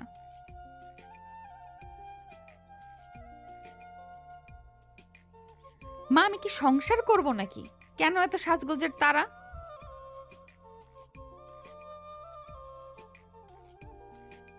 আরিশা ঘরে ফিরে যায়। আলমারি থেকে শাড়ি বের করে হাতে ধরে খুলতে শুরু করে। ভেতরে অস্বস্তি, বড্ড অচেনা উত্তেজনা, সব মিলিয়ে বুকটা টান টান। শাড়ি পরবো তো, কিন্তু মানসিকভাবে প্রস্তুত নই। আয়েশা আলমারি থেকে শাড়ি বের করে পড়েছে। আয়নায় নিজের প্রতিচ্ছবি দেখে চোখে অল্প হাসি। এসব বলো না মা।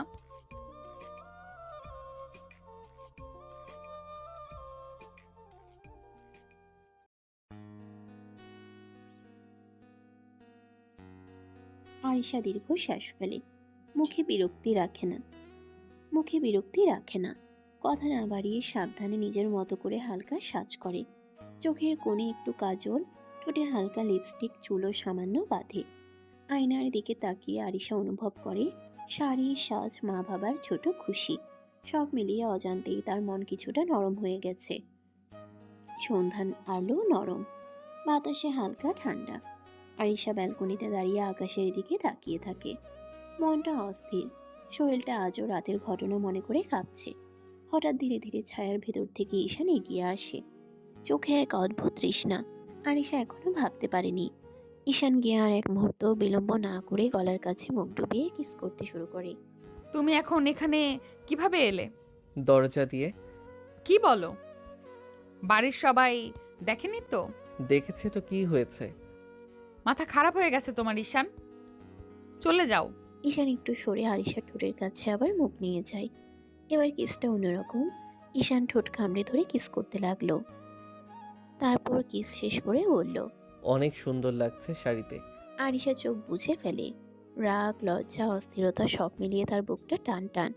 সে নিজেকে সামলে দাঁড়ায়, কিন্তু ভেতরে অদ্ভুত উত্তেজনা। ব্যালকনির হালকা আলোয় আরিশা চোখ চেপে ধরে দাঁড়িয়ে, বুক ধরফর করছে। চলে যাও ঈশান, সবাই দেখবে। সবাই দেখেছে তো। আমি কি লুকিয়ে এসেছি নাকি? কেউ কিছু বলেনি। আপনার মা তো রুম দেখিয়ে দিল। কি বলো? ছি ছি, সবাই কি ভাববে? কি ভাববে? ভাববে আমরা রোম্যান্স করছি। মান সম্মান শেষ আমার। আরিশা দৌড়ে চলে যেতে চায়, কিন্তু ঈশান দ্রুত এগিয়ে এসে কোমরে হাত রেখে থামায়। কেউ কিছু বলবে না, ভয় পাবেন না, আসুন তো। আরিশা কিছুক্ষণ থেমে থাকে, চোখ বন্ধ করে। ঈশান ধীরে ধীরে তার গলায় মুখ ডুবিয়ে আবার কিস করতে শুরু করে। আরিশার কণ্ঠ এবার নরম নয়, স্পষ্ট কাঁপুনি ধরা পড়ে। প্লিজ চলে যাও, একজন আসবে। কে আসবে আবার? তুমি যাও, এখন বলতে পারবো না। ঈশান ধীরে ধীরে কাছে আসে, হঠাৎ ঝুঁকে ঠোঁটে এক চুমু দিয়ে ফিসফিস করে বলে, না বললে যাব না। মাথা খারাপ নাকি? গুলি করে দেবো কিন্তু। করুন, বারণ করেছি নাকি?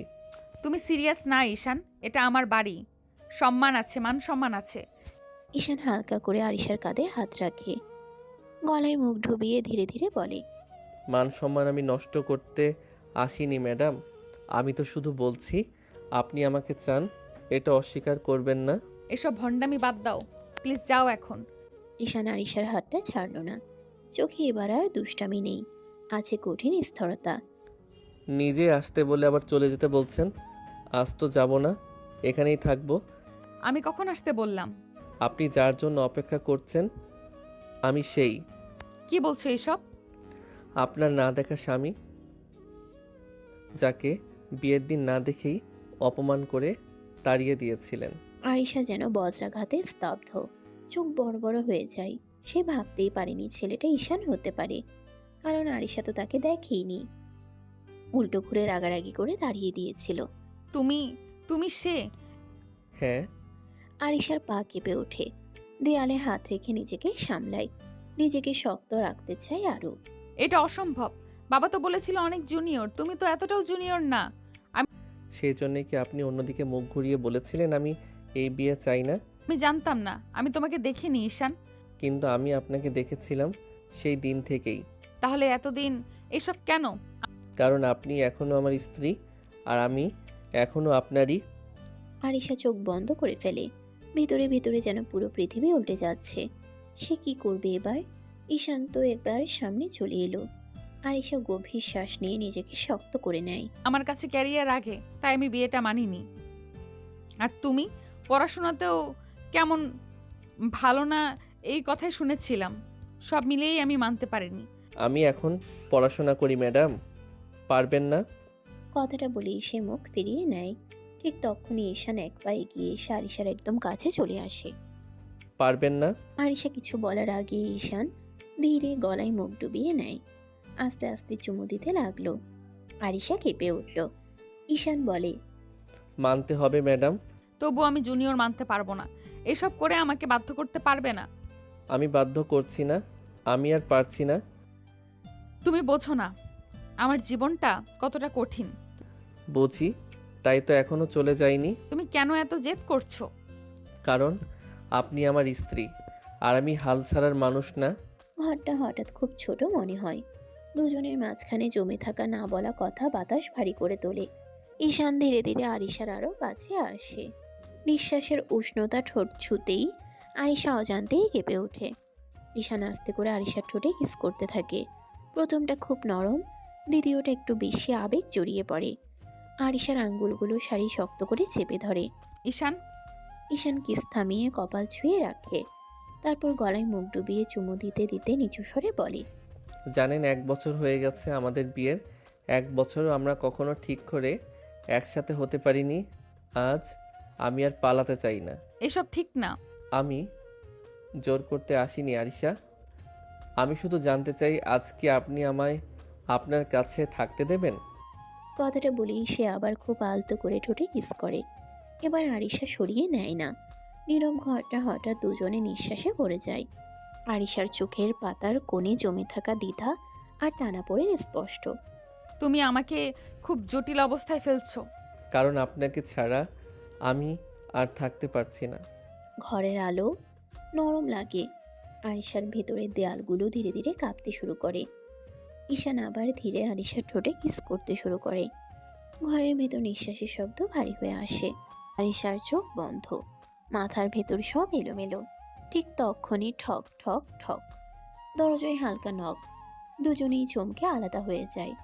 দরজার ওপাশ থেকে মায়ের কণ্ঠ,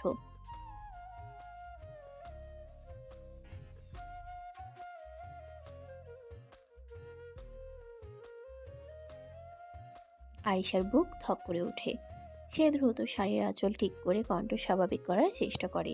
আচ্ছা মা, আসছি। চলো, ভদ্র থাকার চেষ্টা করো। তুমি তো অসভ্য।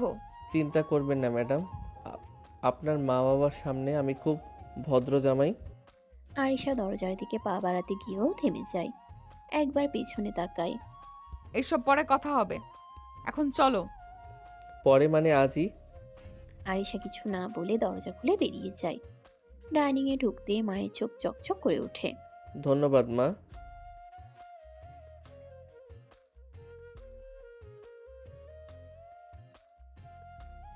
আরিশা চুপ করে প্লেটে ভাত নেয়। মাথা নিচু, মুখে কোনো কথা নেই। ঈশান মাঝে মধ্যে তাকায়। সে চোখে একরাশ নিশ্চয়তা, আরিশার চোখে দ্বিধা। মা হাসি মুখে বলে। আরিশার হাত কাঁপে। সে বুঝে যায় এই রাত শুধু খাওয়ার নয়, এই রাত অনেক অমীমাংসিত কথারও। ঈশান টেবিলের নিচে খুব আলতো করে তার আঙ্গুল ছুঁয়ে দেয়। কেউ টের পায় না। আরিশা তাকায় না, কিন্তু হাত সরায়ও না।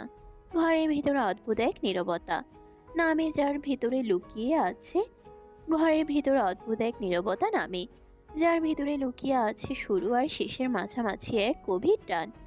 ডাইনিং টেবিলের পাশে হালকা শব্দ করে চেয়ার টানার আওয়াজ ভেসে আসে। আরিশার বাবা ধীরে ধীরে এসে দাঁড়ান। কি ব্যাপার, কেমন আছো ঈশান? ভালো আছি আঙ্কেল, আপনি কেমন আছেন? এই তো, বয়সের ভার। তোমার পরিবারের সবাই কেমন আছে? সবাই ভালো আছে আঙ্কেল। বাবা আপনার কথা জিজ্ঞেস করছিলেন। ভালোই। খাও বাবা, খাবার ঠান্ডা হয়ে যাবে, পরে বসে গল্প করব। আচ্ছা আঙ্কেল। আরিশা চুপচাপ বসে থাকে।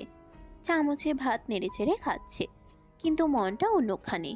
মা খুশি গলায় বলে।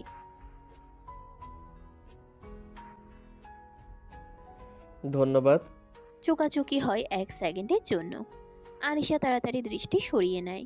বাবা খাবারের ফাঁকে আবার বলেন। অনেকদিন পর ঘরটা আবার ভরা লাগছে। ঈশান সম্মতি সুরে বলে। আমারও তাই মনে হচ্ছে আঙ্কেল। টেবিল জুড়ে স্বাভাবিক কথাবার্তা চলতে থাকে, কিন্তু আরিশা জানে এই স্বাভাবিকতা নিচে জমে আছে বহু না বলা প্রশ্ন। খাবার শেষে ঈশান গ্লাসটা নামিয়ে ধীরে উঠে দাঁড়ায়। কণ্ঠটা ভদ্র, কিন্তু ভেতরে অদ্ভুত টান। তাহলে আমি চলে যাই আজ? আজ না বাবা, তুমি জামাই মানুষ, আজ তো যেতে পারবে না। আঙ্কেল, এমনিতেই হঠাৎ আসা। এসব কথা চলবে না। জামাই শ্বশুরবাড়ির এলে নিয়ম আছে। আটকে রাখছো কেন বাবা? কারণ জামাই শ্বশুরবাড়ি থেকে রাতে যায় না। কথাটা শেষ হতেই ঘরে এক মুহূর্ত নীরবতা নেমে আসে। মায়ের মুখে চাপা হাসি। ঈশান অবাক, তারপর ধীরে হাসে। আরিশার গা লাল হয়ে ওঠে, চোখ নামিয়ে নেয়, আর একটাও কথা না বলে দ্রুত রুমের দিকে চলে যায়। পেছন থেকে মায়ের গলা। লজ্জা পেয়েছে মনে হয়। থাক, যাক, তুমি বসো বাবা, আজ এখানেই থাকবে। আচ্ছা আঙ্কেল। অন্যদিকে রুমে ঢুকে দরজা চাপিয়ে দেয় আরিশা। বুক ধরফর করছে, নিজের সাথে বিড়বিড় করে। এখন কি করে দূরে থাকবো? ঈশান ধীরে এসে রুমের দরজাটা বন্ধ করে দেয়। ক্লিক শব্দটা কানে যেতেই আরিশার বুক কেঁপে ওঠে। কাছে আসবে না ঈশান। ঈশান এক পা এগিয়ে আসে, চোখে ক্লান্তি, কিন্তু তার চেয়েও বেশি জমে থাকা আকাঙ্ক্ষা। এতদিন পরে বউকে কাছে পেয়েছি, আদর না করে ছেড়ে দেবো, এটা কি সম্ভব? এসব বন্ধ করো, এখন না। ঈশান কিছু না বলে ধীরে ঝুঁকে আসে, ঠোঁটে ঠোঁট ডুবিয়ে কিস করতে লাগলো। আরিশার নিঃশ্বাস এলোমেলো হয়ে যায়। ঈশান, শুধু অনুভব করতে দিন, আর কিছু চাইছি না। সে আলতো করে আরিশাকে তুলে নেয়। কোনো তাড়া নেই, কোনো জোর নেই, শুধু বহুদিন জমে থাকা অধিকার আর টান। বিছানায় নামিয়ে দিয়ে ঈশান থেমে যায়, চোখে চোখ রেখে বলে। ভয় পাচ্ছেন? জানি না, সবকিছু হঠাৎ খুব বেশি হয়ে যাচ্ছে। আমরা ধীরে চলবো, কিন্তু আজ আপনি আমাকে দূরে ঠেলবেন না। ঈশানকে 2 হাতে ঠেকিয়ে আরিশা শ্বাস টেনে নেয়। ঈশান আবার কাছে টেনে নেয় আরিশাকে। প্লিজ ঈশান, জোর করবে না, আমার সময় লাগবে। 1 বছর দূরে থেকেও কিসের সময় লাগবে আপনার? সব অনুভূতি একসাথে আসে না। ঈশান গলার স্বরটা নরম করার চেষ্টা করে, কিন্তু ভেতরের অস্থিরতা চাপা থাকে না। আমি আর সময় দিতে পারবো না আরিশা। কথাটা বলেই সে ধীরে ঝুঁকে আসে। আরিশা কিছু বলার আগেই ঠোঁটে আলতো ছোঁয়া। আর আরিশার নিঃশ্বাস কেঁপে ওঠে। ঠিক তখনই ট্রিং ট্রিং, রুমের নীরবতা ছিঁড়ে ফোন বেজে ওঠে। আরিশা চমকে উঠে ঈশানকে ঠেলে দূরে সরায়। চোখে ফিরে আসে কর্তব্যের কঠোরতা। ফোন স্ক্রিনে ভেসে ওঠে থানা। হ্যালো। ম্যাডাম, নতুন কেস এসেছে, এখনই দরকার। ঠিক আছে, আমি আসছি। কল কেটে যায়। ঘরের বাতাস হঠাৎ বদলে যায়। আরিশা ঈশানের দিকে তাকায়। দেখছো, আমার জীবনটা এমনই। তাই তো বলি আমি আপনাকে ভাগ করে নিতে শিখছি। আজ কথা এখানেই থাক। এই কেসটা শেষ হোক, তারপর আর পালানোর সুযোগ দেব না। আরিশা কিছু বলে না, শুধু দরজার দিকে এগিয়ে যায়। রাত আবার দায়িত্বের নামে দুজনকে আলাদা করে দেয়, কিন্তু অসমাপ্ত টানটা আরও গভীর হয়ে থাকে। আরিশা দ্রুত শালটা কাঁধে তুলে নিতে যায়। ঠিক তখনই ঈশান দৃঢ় গলায় বলে ওঠে, আমিও যাব সাথে। এটা আমার ডিউটি ঈশান। এত রাতে আপনাকে একা ছাড়বো না। আমি সব সময় একাই যাই, আজ নতুন কিছু না। আপনি যান একা ঠিকই, কিন্তু আমি কখনো একা যেতে দেইনি। এসব কি বলছো? সব সময় আপনাকে দেখে রাখি আমি, আপনি নিজেও জানেন না। আরিশা এক মুহূর্ত নিঃশব্দ। বুকের ভিতর অদ্ভুত একটা শীতল স্রোত বয়ে যায়। তুমি আমাকে ফলো করো? ফলো না, খেয়াল রাখি। আরিশা কিছু বলতে গিয়েও থেমে যায়। এই প্রথম ঈশানের চোখে সে শুধু দুষ্টুমি নয়, দেখে দায়িত্ব, ভয় আর ভালোবাসার অদ্ভুত মিশেল। এটা ঠিক না। ঠিক ভুল জানি না, শুধু জানি আপনাকে নিয়ে আমি অযত্ন করতে পারি না। বাইরে পুলিশের গাড়ির সাইরেনের ক্ষীণ শব্দ ভেসে আসে।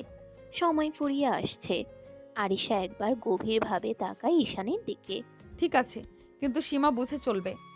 সীমা তো আপনি ঠিক করে দেবেন ম্যাডাম। দুজন পাশাপাশি দরজার দিকে এগিয়ে যায়, একজন দায়িত্বের টানে, আরেকজন অদৃশ্য পাহারাদারের মতো। আরিশা ধীরে ধীরে নিচের সিঁড়ি নামতে থাকে। ঈশান তার পাশে ধীরে ধীরে এগিয়ে আসে। বাইরে দাঁড়িয়ে থাকা অফিসার চোখ বড় করে তাকিয়ে বলে, আপনার সাথে কে? আমার হাজবেন্ড। আপনি বিবাহিত? এসব ব্যক্তিগত আলাপ করতে নেই, চলুন কেসের দিকে যাই। ঈশান চুপচাপ তার পাশে দাঁড়িয়ে আছে। দূরের হালকা আলো তাদের ভ্রাতৃত্বপূর্ণ পেশাদারিত্ব আর ব্যক্তিগত টানাপোড়েন একসাথে ফুটিয়ে তোলে। আরিশা ও ঈশান অফিসের গাড়িতে বসে কেস হ্যান্ডেল করতে এগিয়ে চলে। রাতের হালকা বাতাস মুখে লাগে, কিন্তু দুজনের মনে মনে টান আর দায়িত্বের ছাপ একসাথে থাকে। আজকের কেসটা একটু জটিল, সবার সতর্ক থাকতে হবে। চিন্তা করবেন না ম্যাডাম, আমি আপনার পাশে আছি। আরিশা চুপচাপ তাকিয়ে থাকে। ঈশানের উপস্থিতি তার মনকে কিছুটা নিশ্চিন্ত করে। কেসের স্থানে পৌঁছে তারা সকলে সতর্কভাবে কাজ শুরু করে। দৃশ্যটা জটিল, রিপোর্টার প্রমাণের খোঁজ, অফিসারের নির্দেশনা মেনে চলা, সব মিলিয়ে একটা কঠিন রাত। কাজের মধ্যে মাঝে মাঝে ঈশান আর আরিশার চোখ মিলতে থাকে। একটু অবসর হলেও দুজনের মধ্যে অদ্ভুত টান স্পষ্ট। কেস শেষ, সব ঠিকঠাক হয়েছে। হ্যাঁ, ঝামেলা শেষ হলো। গাড়ি বাড়িয়ে দোরগোড়ায় পৌঁছালে দুজন চুপচাপ বসে থাকে। তারপর নেমে দুজনেই ঘরে চলে যায়। ঈশান রুমের দরজা ধীরে বন্ধ করে দেয়। আরিশা সোফায় বসে ক্লান্ত চোখে তাকিয়ে থাকে। প্লিজ ঈশান, আমি ক্লান্ত, কাছে আসবে না। ঈশান তার পাশে এসে দাঁড়িয়ে, চোখের নরম আলোর মতো উষ্ণতা। ঈশান আলতো স্পর্শ করে গলায় মুখ ডুবিয়ে বলে, সব ক্লান্তি দূর করে দেব সোনা, একটু আদর করতে দাও। আরিশা কিছু বলার আগে ঈশান আবার ঠোঁটে ঠোঁট ডুবিয়ে কিস করতে লাগলো। ধীরে ধীরে কোমল ভাবে যেন সব ক্লান্তি ভেঙে যাবে। আরিশা চোখ বন্ধ করে রাখে। ভেতরে বুঝতে পারছে আজ ঈশান থামবে না। চোখে কিছুটা ভীতি, কিছুটা আকাঙ্ক্ষা।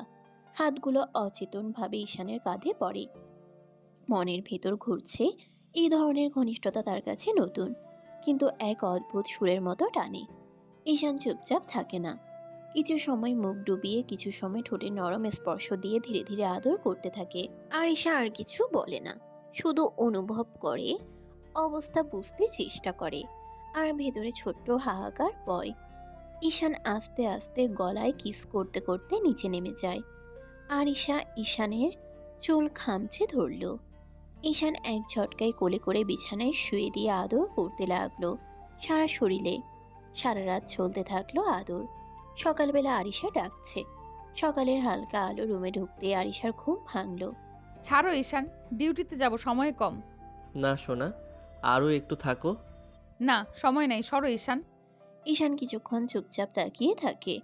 ভেতরের আকুলতা চোখে স্পষ্ট, কিন্তু আরিশা দৃঢ়তা দেখে ধীরে ধীরে সরে যায়।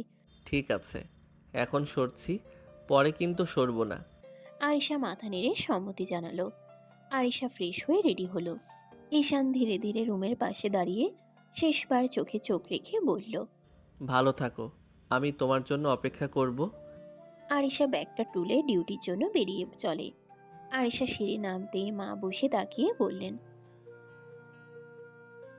ডিউটি আছে মা।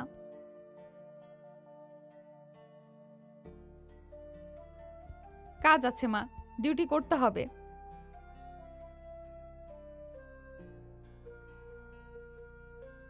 আরিশা কিছুক্ষণ চুপ করে দাঁড়ালো। মায়ের চোখে স্নেহ আর ঈশানের জন্য অপেক্ষা একসাথে ফুটে উঠেছে। অবশেষে আরিশা মন থেকে মাথা নেড়ে সম্মতি জানালো। আচ্ছা মা, আজ থাকবো। আরিশা রুমে ধীরে ফিরে আসে। ঈশান বিছানার পাশে বসে তাকিয়ে আছে, চোখে আগুন আর উচ্ছ্বাসের মিশেল। কি ব্যাপার, চলে আসলে কেন? মা যেতে দিল না।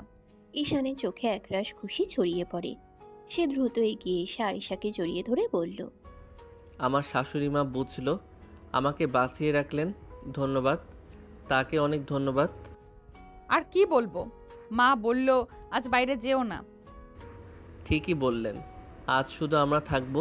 সারাদিন ঈশান আরিশাদের বাড়িতেই থাকলো। বিকেল পর্যন্ত দুজন একসাথে সময় কাটালো। ক্লান্তি, হেসে খেলে ছোট ছোট মুহূর্তের আনন্দ। এরপর ঈশান বাড়ি থেকে বের হয়ে বন্ধুদের সঙ্গে আড্ডা দিতে গেল। বন্ধুরা চোখ বড় করে তাকিয়ে বলল, কই ছিলি রে আজ? বউয়ের কাছে ছিলাম। মজা করিস নাকি?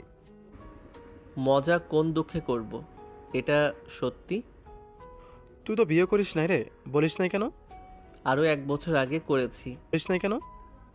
এতদিন বউ মানতো না, তাই বলি নাই, এবার একটু মানছে, তাই বললাম। বন্ধুরা অবাক হয়ে একবার চুপ করে থাকে। তারপর সবাই হেসে ওঠে। ঈশানের চোখে হালকা উষ্ণতা আর খুশি। রাতের নীরবতায় ঈশান বাড়ির বাগানে ঢুকতে মায়ের কণ্ঠ ভেসে আসে। মা বসেছিলেন, ছেলের মুখের দিকে তাকিয়ে বুঝে নেন আজ কিছু একটা বদলেছে। কি রে ঈশান, আরিশা কি তোকে মেনেছে? ঈশান জুতা খুলতে খুলতে হালকা হাসে, চোখে ক্লান্তি কিন্তু তার চেয়েও বেশি আশা। পুরোপুরি না, তবে কিছুটা মেনেছে। তাহলে হলো, একদিন কি সব হয় নাকি? এবার বাড়ি আনার ব্যবস্থা কর। দেখি মা, কথা বলে দেখি সে কি বলে। ধৈর্য ধরিস, ও শক্ত মেয়ে, কিন্তু মনটা খারাপ না। ঈশান মাথা নেড়ে সম্মতি জানায়। মনের ভিতর আরিশার মুখটা ভেসে ওঠে, রাগী চোখ, কঠিন কথা আর তার আড়ালে লুকিয়ে থাকা দ্বিধা। একদিন ঠিকই মানবে, পুরোপুরি। রাত আরো গভীর হয়, কিন্তু ঈশানের চোখে ঘুম নেই। সেখানে শুধু অপেক্ষা আর ভবিষ্যতের স্বপ্ন। পরের দিন সকালটা ঈশানের জন্য অদ্ভুত রকমের টান টান। মনটা ঠিকমতো স্থির হচ্ছিল না। তবুও নিজেকে সামলে থানার সামনে এসে দাঁড়ায় সে।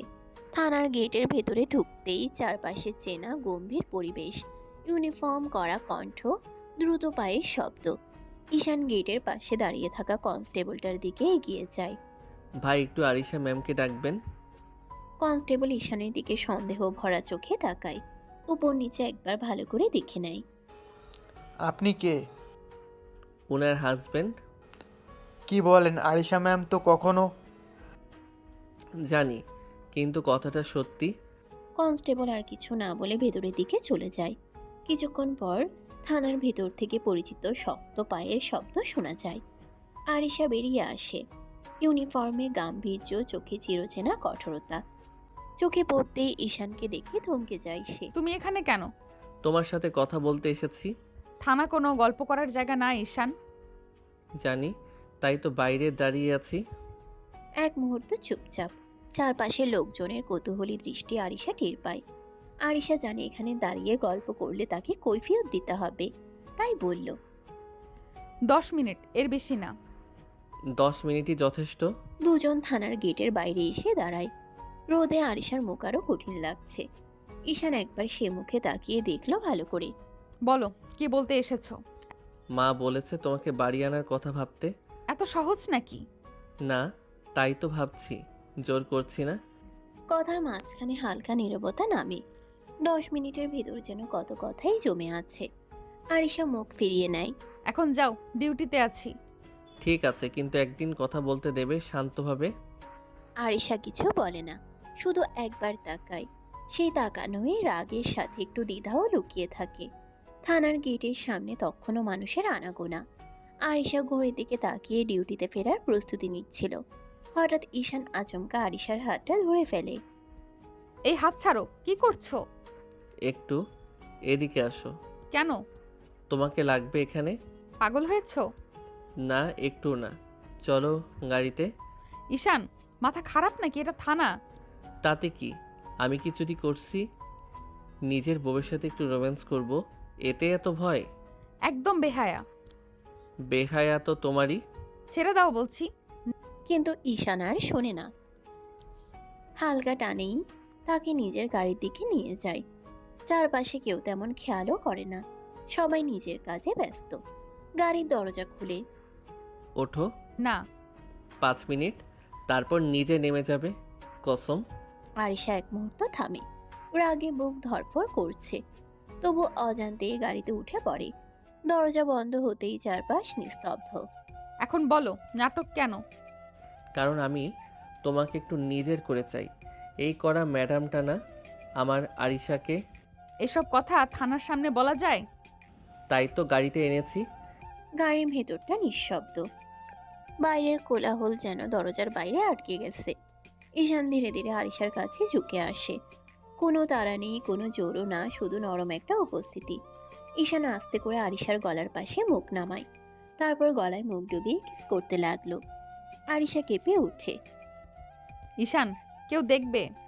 ঈশান চুমু থামায় না, যেন এই মুহূর্তে সে হাতছাড়া করতে চায় না। ঈশান আরো গভীরভাবে গলায় মুখ ডুবিয়ে ফিসফিস করে বলে, দেখবে না সোনা, গাড়ির দরজা বন্ধ, একটু আদর করে ছেড়ে দেব, চিন্তা করো না।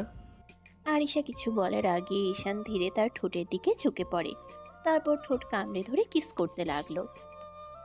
এবার আরিশা আর পিছিয়ে যায় না। অজান্তেই তার হাত উঠে যায় ঈশানের চুলের ভেতর, আঙ্গুল গেঁথে ধরে। কিছু মুহূর্ত থাকে যেখানে রাগ, ভয়, নিয়ম সব চুপ করে যায়। থেকে যায় শুধু চাপা অনুভূতি আর জমে থাকা না বলা কথা। ঈশান ধীরে ধীরে কিস শেষ করে কপাল ঠেকিয়ে রাখে আরিশার কপালে। বলেছিলাম না আমি জোর করব না, তোমার ইচ্ছেতেই থামবো। আরিশা চোখ নামিয়ে নেয়, কিছু বলে না, কিন্তু তার হাতটা এখনো ঈশানের চুলে আটকানো। গাড়ির ভেতর নিঃশ্বাসের শব্দটা কিছুটা ভারী হয়ে ওঠে। গাড়ির ভেতরে নীরবতা ভেঙে ঈশান ধীরে সরে আসে, চোখে একরাশ দুষ্টু হাসি, গলায় নরম সুর। এখন যাও, ডিউটি করো। আরিশা আয়নায় নিজের মুখটা একবার দেখে নেয়, ঠোঁটের হালকা লালচে ভাব দেখে রেগে যায়। আর আসবে না বেয়াদব, আমার ঠোঁট ফুলে গেছে, সবাই হাসবে। হাসুক, সবাই জানুক তোমার স্বামী আছে। তুমি একদম নির্লজ্জ। স্বামীর অধিকার নির্লজ্জ হলে আমি সেই নির্লজ্জই থাকব। আরিশার বুকের ভেতরটা কেমন জানি করে ওঠে। রাগ, লজ্জা আর অস্বীকারের আড়ালেও কোথাও যেন এক ফোঁটা সত্য লুকিয়ে থাকে, সে একা নয়। আরিশা গাড়ির দরজা খুলে নামতে নামতে বলে, সাবধান করলাম, থানার সামনে এসব করলে কিন্তু হাত করা পরাবো। হাত করা হলেও সমস্যা নাই ম্যাডাম, আপনার হাতেই পড়লে শাস্তিটা মধুর। আরিশা আর এক সেকেন্ডও দাঁড়ায় না, রেগে হেঁটে থানার ভিতরে ঢুকে পড়ে। পিছনে দাঁড়িয়ে ঈশান তাকিয়ে থাকে, চোখে গর্ব, ঠোঁটে হালকা হাসি। রাত বেশ গভীর, ডিউটির ক্লান্তি গায়ে মেখে আরিশা ঘরে ঢুকে ব্যাগটা নামিয়ে চুপচাপ ফ্রেশ হয়ে নেয়। আয়নায় নিজের মুখটা একবার দেখে নেয়, চোখে ক্লান্তি, ভেতরে অদ্ভুত এক অস্থিরতা। নিচে নামতেই রান্নাঘর থেকে মায়ের ডাক। আরিশা আর কথা বাড়ায় না, চুপচাপ বসে ভাত নেয়। কয়েক লোকমা খাওয়ার পর মা পাশের চেয়ারে বসে তাকিয়ে থাকে। ও কেন প্রতিদিন আসবে মা?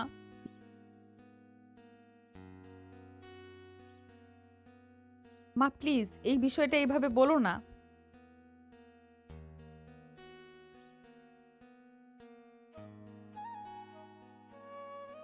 আরিশা জবাব দিতে যাবে, ঠিক তখনই টিং টং কলিং বেলের শব্দে ঘরের ভেতরটা কেঁপে ওঠে। মা উঠে দাঁড়ায়। মা দরজার দিকে এগিয়ে যায়। গেট খুলতেই সামনের আলোয় একটা পরিচিত মুখ। আসসালামু আলাইকুম মা।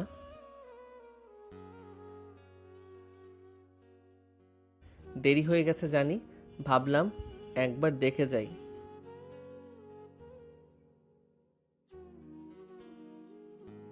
ভেতর থেকে সব শুনে আরিশা উঠে দাঁড়ায়।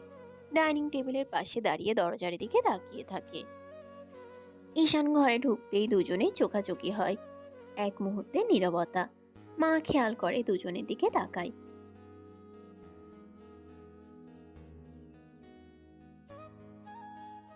আমি খেয়ে ফেলেছি। সমস্যা নাই মা, আমি একটু বসেই যাব।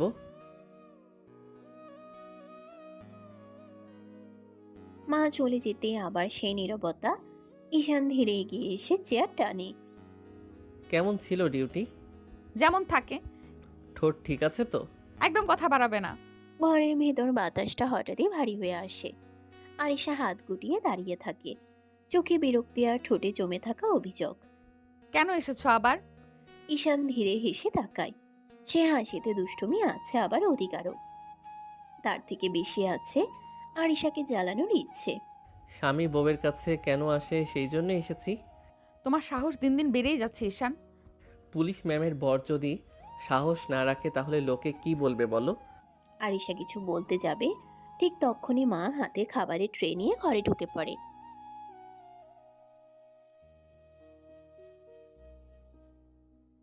ধন্যবাদ মা, আপনি না থাকলে আমার পেটই চলতো না। যে বউ আমার।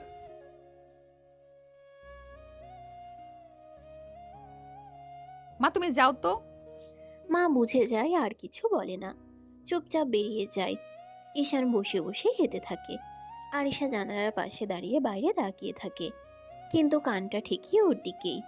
খাওয়া শেষ করে ঈশান হাত ধুয়ে উঠে দাঁড়ায়। আমি একটু রুমে যাই। কে বলেছে আমার রুমে যেতে? এই বাড়িতে আমার বউয়ের একটা রুম আছে, আমি সেখানেই যাব। আরিশা কিছু বলার আগে ঈশান হেঁটে তার রুমের দিকে চলে যায়। কিছুক্ষণ পর আরিশাও রুমে ঢুকে। দরজা বন্ধ হতেই ঈশান পিছন ফিরে তাকায়। রাগ করলে তোমাকে আরো সুন্দর লাগে জানো। একদম বাজে কথা বলবে না। আমি শুধু সত্যি বলি আরিশা, তুমি যতই শক্ত হও দেখতে কিন্তু মাশাল্লাহ। ঘরের ভেতর নরম আলো, জানালার পর্দা একটু নড়ে উঠছে। ঈশান বিছানার পাশে দাঁড়িয়ে, চোখে সেই চেনা দুষ্টু আত্মবিশ্বাস। শাড়ি পরে আসো। তোমার কথা মতো চলতে পারবো না। আমি যা ইচ্ছে তাই করব। ঈশান হালকা হেসে আলমারির দিকে এগিয়ে যায়। দরজা খুলে একটার পর একটা শাড়ি সরিয়ে শেষমেশ একটা হালকা রঙের শাড়ি বের করে। তাহলে আমি পরিয়ে দেই। কি বেয়াদবি করছো তুমি? একটু পরেই তো সব দেখবো। এত লজ্জা কিসের ম্যাডাম? আরিশার রাগে গাল লাল হয়ে যায়। সে ঝট করে শাড়িটা ঈশানের হাত থেকে কেড়ে নেয়। একদম বাড়াবাড়ি করো না। এই বলে সে দ্রুত বাথরুমের দিকে চলে যায়। দরজা বন্ধ হতেই ভেতর থেকে লক দেওয়ার শব্দ। ঈশান বাইরে দাঁড়িয়ে হেসে ফেলে। তাড়াতাড়ি আসবেন কিন্তু, শাড়িতে আপনাকে দেখার খুব ইচ্ছে। বাথরুমের ভেতর আরিশা আয়নার সামনে দাঁড়িয়ে গভীর নিঃশ্বাস নেয়। হাত কাঁপছে রাগে না অস্বস্তিতে, সে নিজেই বুঝতে পারে না। কিছুক্ষণ পর দরজা খুলে যায়। আরিশা ধীরে বের হয়, শাড়িটা পরা, চুল আলগা করে বাঁধা। ঈশান এক মুহূর্ত থেমে যায়, চোখ সরাতে পারে না। দেখো আমি তো বলেছিলাম শাড়িতে তোমাকে আলাদা লাগে। তাকিয়ে থাকো না। আমার কাছে এটা অনেক বড় ব্যাপার, কারণ তুমি আমার বউ। আরিশা কিছু বলে না, শুধু জানালার দিকে তাকিয়ে থাকে। বুকের ভেতর অদ্ভুত একটা টান। ঘরের আলোটা নরম হয়ে আসে, বাইরের রাত গাঢ়। ঈশান ধীরে আরিশার কাছে এগিয়ে আসে। ঈশান কানের কাছে মুখ এনে খুব নিচু গলায় বলে, আজ তোমাকে অনেক আদর করবো সোনা, তুমি পাগল হয়ে যাবে। আরিশা কিছু বলার আগে ঈশান ঠোঁটে ঠোঁট ডুবিয়ে দিল আরিশা কিছু বলার আগে ঈশান ঠোঁট ডুবিয়ে দিল আরিশার ঠোঁটে। কিস করতে লাগলো পাগলের মতো। আরিশার শরীর কেঁপে ওঠে, তবু সে সরিয়ে নেয় না নিজেকে। ঈশান তাকে খুব সাবধানে কোলে তুলে বিছানায় শুয়ে দেয়। ঈশান চুপ, আজ কিছু বলার দরকার নেই, আজ শুধু চুপ থাকো। আরিশা আর কিছু বলে না। সে জানে এই মানুষটা তার স্বামী, এই স্পর্শে দখল আছে, কিন্তু অচেনা কিছু নেই। ঈশান তার হাত দুটো নিজের হাতের ভিতর নেয়। 1 বছর ধরে কত কিছু জমেছিল জানো? রাগ, অভিমান, ইচ্ছে, সব। আমি সহজ মানুষ না, তুমি জানো। জানি, তাই তো ছাড়িনি, ভালোবেসে আগলে রাখবো। ঘরের ভিতর শব্দ কমে আসে, কথা থেমে যায়, শুধু নিঃশ্বাস আর উপস্থিতির উষ্ণতা। ঈশান আস্তে আস্তে পুরোটা নিজের আয়ত্তে নিয়ে নিল। আরিশা ও ঈশানের আদর ভালোবাসা উপভোগ করতে লাগলো। 2 মাস কেটে গেছে। এই 2 মাসে আরিশার ভেতরের কঠিন দেয়ালটা ধীরে ধীরে নরম হয়েছে। রাগে পুলিশ ম্যাডামের চোখে এখন আর ঈশানের জন্য শুধু বিরক্তি নেই, আছে বিশ্বাস, অভ্যাস আর নিঃশব্দ ভালোবাসা। আজ নতুন করে অনুষ্ঠান হয়েছে, সব নিয়ম মেনে সবার সামনে আবার বিয়ে হয়েছে তাদের। ঈশানদের বাড়ির বাসর ঘরটা নরম আলোয় ভরা, ফুলের গন্ধে নতুন শুরু করার উত্তেজনায় ঘরটা যেন আরো উষ্ণ। আরিশা বিছানার পাশে বসে আছে, শাড়ির আঁচল ঠিক করতে করতেই একবার আয়নায় তাকায়। নিজেকে চিনতে কষ্ট হয়, এই মেয়েটা কি সত্যি সেই রাগী আরিশা? দরজা খুলে ঈশান ঢোকে, চোখে হাসি, মুখে সেই চেনা দুষ্টুমি। ঈশান হালকা হাসি দিয়ে বলে, কি ম্যাডাম, শেষ পর্যন্ত আমার বেডরুমে এলেন তো? আর কি উপায় আছে, এইভাবে বেহায়ার মতো ঘুরছো, না এলে উপায় রাখুনি। ঈশান ধীরে কাছে আসে, তার চোখে আজ কোনো জেদ নেই, শুধু গভীর ভালোবাসা। বেহায়া না ম্যাডাম, এটার নাম ভালোবাসা। আরিশা আর কিছু বলে না। এই মানুষটার কথায় এখন আর রাগ জাগে না, বরং একরকম শান্তি। ঈশান খুব আলতো করে তার গলায় হাত রাখে, কপালে ঠোঁট ছুঁয়ে দেয়। আরিশা চোখ বন্ধ করে ফেলে। এই স্পর্শ এখন আর অচেনা নয়। ঈশান তাকে ধীরে কোলে তুলে নেয়, বিছানায় বসিয়ে পাশে বসে। জানো, এখন আর তুমি শুধু পুলিশ ম্যাডাম না, তাহলে কি? আমার ঘর, আমার শান্তি। আরিশা প্রথমবার নিজে থেকে ঈশানের কাঁধে মাথা রাখে। কোনো বাধা নেই, কোনো ভয় নেই। ঈশান ধীরে ধীরে আরিশাকে শুয়ে দিয়ে কিস করতে লাগলো। আরিশাও বাধা দিল না। ঈশান এক হাত দিয়ে আরিশার শাড়ির আঁচল ফেলে দিয়ে বুকে মুখ ডুবিয়ে কিস করতে লাগলো। আরিশাও ঈশানের স্পর্শে বেসামাল হয়ে গেছে। আস্তে আস্তে দুজন ভালোবাসার গভীর সাগরে ডুব দিল। সমাপ্ত।